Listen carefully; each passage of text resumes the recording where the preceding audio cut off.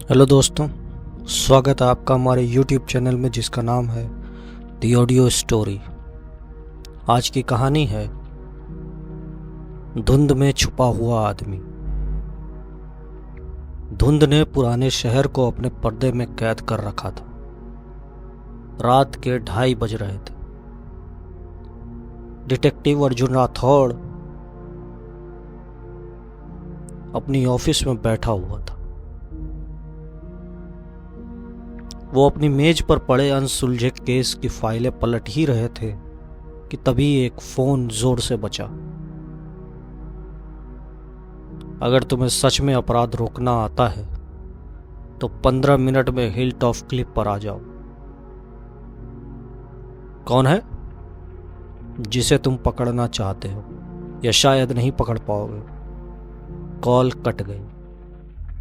अर्जुन ने एक सेकंड भी नहीं सोचा, अपनी जैकेट उठाई और गाड़ी स्टार्ट कर दी। जब वह क्लिफ पर पहुंचा तो वहां पर धुंध और ठंडी हवा थी। एक टूटे हुए लैंप पोस्ट की मध्यम रोशनी जमीन पर पड़ रही थी। अर्जुन टॉर्च जलाते ही देखने लगे एक आदमी का साया चट्टान के किनारे खड़ा था। रुको! साया धीमे धीमे पीछे मुड़ा और अचानक ठिठक गया।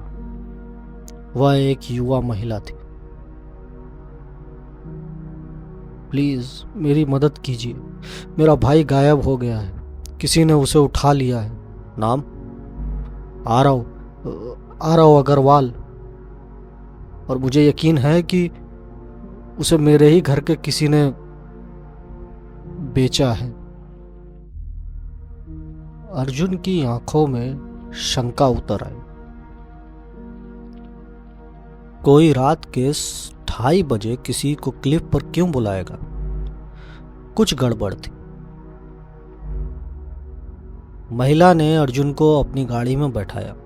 वह उन्हें शहर से बाहर स्थित एक बड़े बंगले पर लेकर गई।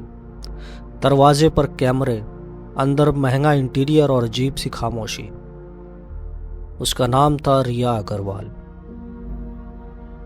भाई रात में हमारे स्टोर रूम में गया था और फिर अचानक गायब हो गया। कोई फोन नहीं, कोई मैसेज नहीं, लेकिन स्टोर रूम के फ्लोर पर मुझे ये मिला। उसने एक फटी हुई नोट दिखाई जिसमें बस एक लाइन लिखी थी, K17 warehouse lane, don't trust anyone. Arjun ने नोटबुक हाथ में ली, लेकिन तभी उसकी नजर दीवार पर लगे सीसीटीवी मॉनिटर पर गई। रिया ने एक कैमरे का फीड बंद रखा था।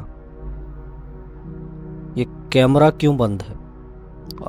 वो खराब है। लेकिन उसकी आवाज गिर रही थी। वह झूठ बोल रही थी। सुबह के 5 बजे थे। अर्जुन अकेले K17 वेयरहाउस लेन पहुंचा। गोदाम पर ताला टूटा हुआ था। अंदर अंधेरा और भरी बदबू थी। अचानक उन्हें एक पुराना फोन मिला। स्क्रीन टूटी हुई, लेकिन एक रिकॉर्डिंग बची थी।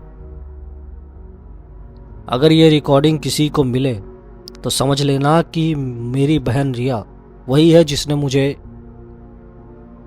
रिकॉर्डिंग अधूरी थी। फोन अचानक बंद हो गया। कबीर सन्न रह गया।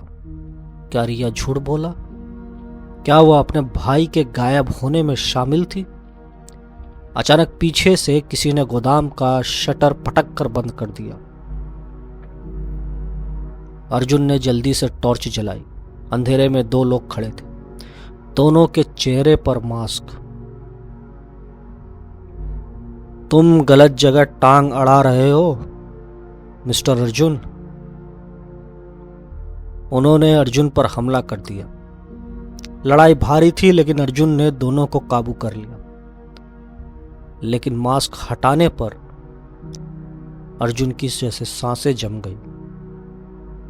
दोनों आदमी रिया के घर की सिक्योरिटी की टीम थी। अर्जुन ने तुरंत रिया को कॉल किया। वह कॉल उठाते ही बोली, डिटेक्टिव अर्जुन, आप ठीक तो हैं? मैं अभी पुलिस स्टेशन आ रही हूं।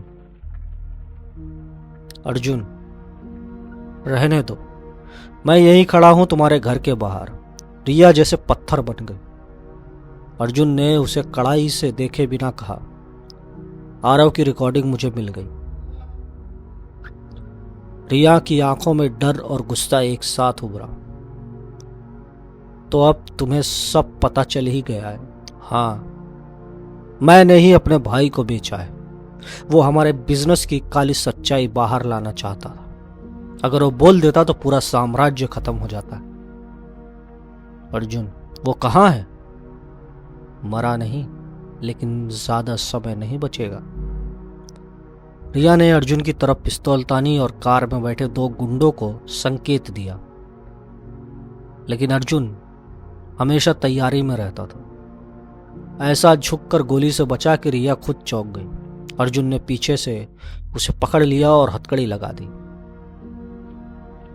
कहाँ है आरव, बोलो।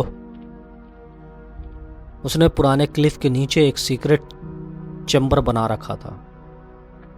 रिया ने कहा, हमने उसे वहीं रखा है। अर्जुन तुरंत वहां पहुंचा। क्लिफ के किनारे झाड़ियों के पीछे एक छोटा सा लोहे का दरवाजा था। अंदर बेहद संकरी सीढ़ियां नीचे उतरती। नीचे जाते ही एक छोटा कमरा मिला और वहां आरव बेहोश पड़ा था, हाथ पैर बंधे हुए। अर्जुन ने तुरंत रस्सियां काटी, पानी छिड़का। आरव धीरे धीरे होश में आया। प्लीज मेरी बहन को मत छोड़ना। वो मेरे बर्बाद होने का नहीं, इस शहर के बर्बाद होने का कारण है। अर्जुन, वो कभी बाहर नहीं आएगी। रिया को कोर्ट में पेश किया गया। उसके खिलाफ हत्या की कोशिश, अपहरण, अवैध कार्टल और कई संगीन मामले लगे। आरव अस्पताल में था लेकिन सुरक्षित था। उस रात जब अर्जुन ऑफिस में रिपोर्ट टाइप कर रहा था, उनके फोन पर संदेश आया।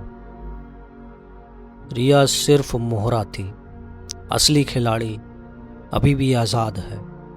अगर सच में सच्चाई चाहिए तो कल रात 1:30 बजे वाटर फ्रंट डॉक्स पर मिलना। अर्जुन ने स्क्रीन को घोरा। यह कहानी खत्म नहीं हुई थी। अभी असली खेल शुरू होने वाला था।